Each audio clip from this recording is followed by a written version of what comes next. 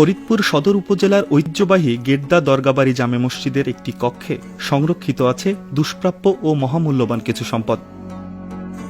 মসজিদের উত্তর কোণের একটি সুসজ্জিত কক্ষে কাচের বাক্সে রাখা আছে মহানবী হযরত মুহাম্মদ সাল্লাল্লাহু আলাইহি ওয়াসাল্লামের পবিত্র দাড়ি,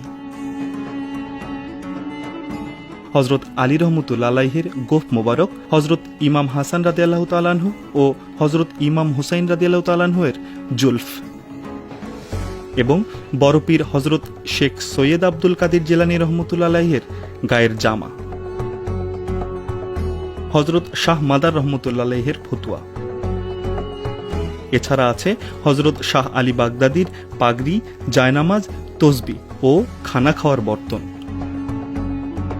হযরত আলীর পুত্র ইমাম হুসেনের বংশধর হযরত শাহ আলী বাগদাদী রহমতুল্লাহ আলাইহি ৯০০ হিজরির দিকে বাগদাদ থেকে দিল্লি হয়ে বাংলায় ইসলাম প্রচার করতে আসার সময় এই দুষ্প্রাপ্য সম্পদগুলো সঙ্গে এনেছিলেন।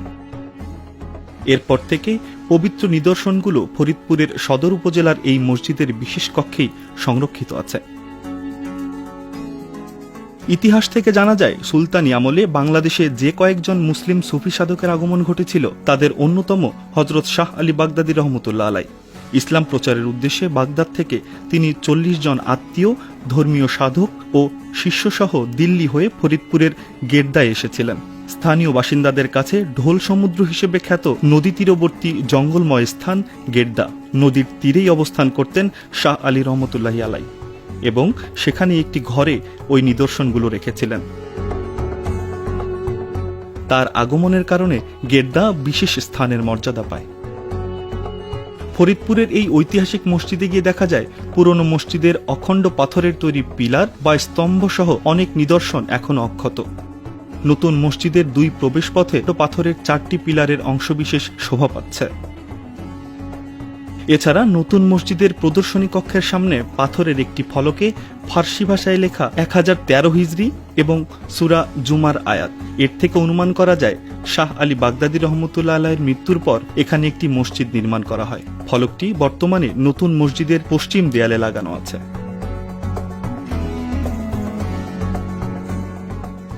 গেদ্দা দরগাবাড়ি জামে মসজিদ কমিটির সাধারণ সম্পাদক সৈয়দ সেলিম আলী জানান, শাহ আলী বাগদাদী রহমতুল্লাহ আলাই এসব জিনিস সঙ্গে করে নিয়ে এসেছিলেন। তিনি এখানেই থাকতেন। নিদর্শনগুলো স্থানীয় বাসিন্দাদের কাছে রেখে দাওয়াতি কাজের জন্য ঢাকার মিরপুরে যান, সেখানে অবস্থান করেন। তিনি মিরপুরে ইন্তেকাল করেন। সেখানেই হযরত শাহ আলী বাগদাদী রহমতুল্লাহ আলাইহির মাজার।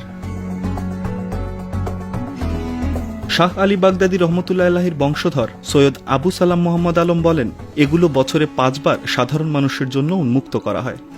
পবিত্র ঈদুল ফিতর, ঈদুল আজহা, শবে মেরাজ, ফাতিহা ইয়াজদাহম এবং ঈদে মিলাদুন নবীর দিন দূর দূরান্ত থেকে দর্শনার্থীরা এসব বরকতময় জিনিস দেখতে আসেন।